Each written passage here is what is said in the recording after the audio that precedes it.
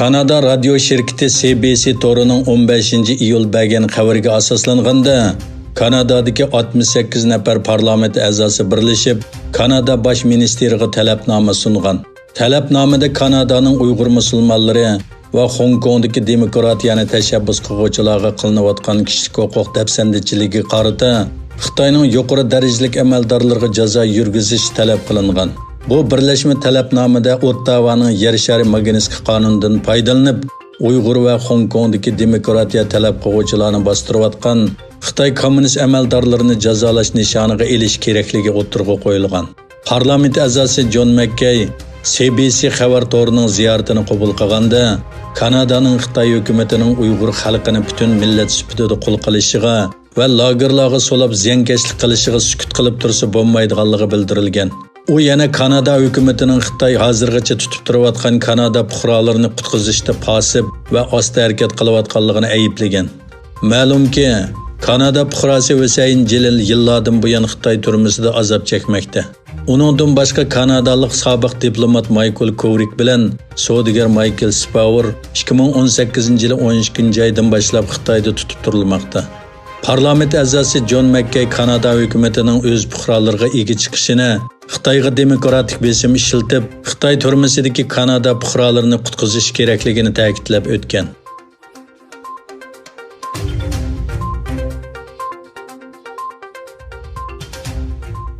Taratqularning xabariga qaraganda, Amerika hukumati Xitoy Kompartiya a'zolari va ularning oila tavobatlariga viza cheklamiz qo'yishni o'ylashmoqda. New York vaqt gazetining bu vaqtdagi muzokara mazmunidan xabardor 4 manbadan naql qilib bergan xabarda aytilishicha, Prezident Trump tayyorlayotgan qarornoma Xitoy Kompartiya a'zolari va ularning oila tavobatlarining Amerikaga kirishini cheklashi mumkin. Yaqindan buyon Amerika va Xitoy orasida Uyg'ur va Hong Kong masalasi sababli jiddiylik kuchayotgan bo'lib, seshanba kuni Trump imzolagan Hong Kong avtonomiya qonuni Amerika hukumatiga Hong Kongning avtonomiyasiga buzg'unchilik qiladigan asosli amaldorlarni jazolashga huquq berdi.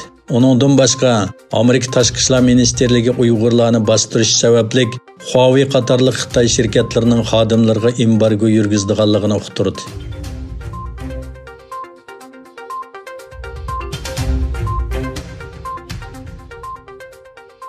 Xitoy Amerikaning Hong Kong haqidagi qaroriga norozilik bildirdi.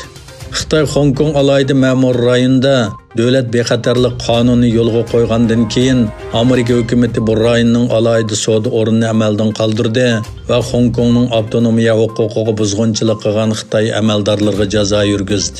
Xitoy taratqullarining xabariga qaraganda, Xitoy Tashqi ishlar ministerligi Amerikaning Beijingdagi turishliq bosh elchisi Terry Branstadni ministerlikka chaqirib, og'zaki ultimatum topshirgan. Xitoy muavin diplomatiya ministri Jin Ziguan bosh elchi Branstadga o'zlarining jazo tahdidi va imtiyozli savdo o'rnining elib tashlanishini Xitoyning taraqqiyotining oldini olish uchun tashlangan qadam deb qaraydiganligini aytgan. Jin yana Amerikaning Sharq Turkiston, Tibet va Janubiy dengiz qatorliq rayonlarda Xitoyning ichki ishlariga aralashganligiga norozilik bildirgan. Amerika prezidenti Donald Trump Hong Kong alayida ma'mur rayonida yo'lga qo'yilgan davlat bexatarlik qonuni sababidan Xitoyning yuqori darajalik amaldorlarga qartilgan jazo ijro qiladigan qonun loyihasini tasdiqlagan hamda Hong Kongning savdo e'tiborini bekor qiladigan prezident farmoniga imzo qo'ygan edi.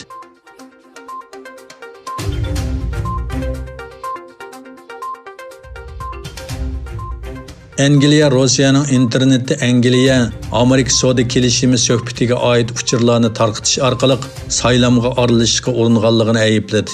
Tashqi ishlar ministri Dominic Raab Avam palatasiga yo'llagan yozma bayonotida mundaq dedi.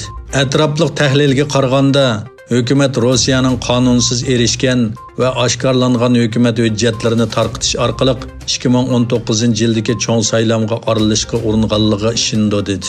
Angliya Amerika erkin savdo kelishimiga munosabatlik sezgir hujjatlarning 2019-yildagi cho'ng saylamdan ilgari qonunsiz setilganligi va ijtimoiy aloqa supsi Reddit orqali tarqatilganligini tilga olgan Raab hujjatlarning diqqatini tortmag'achqa saylamdan ilgari texnik ko'p urinishlarning elib berilganligini bayon qildi.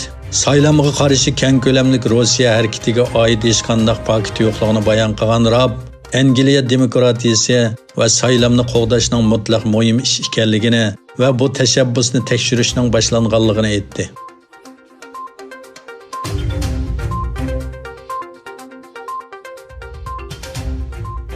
İsrailliklar G'arbiy Quddusda namoyish o'tkazib, bosh ministr Benyamin Netanyahuning o'ziga qartilgan chiriklik delosi sababidan istifa berishini talab qildi.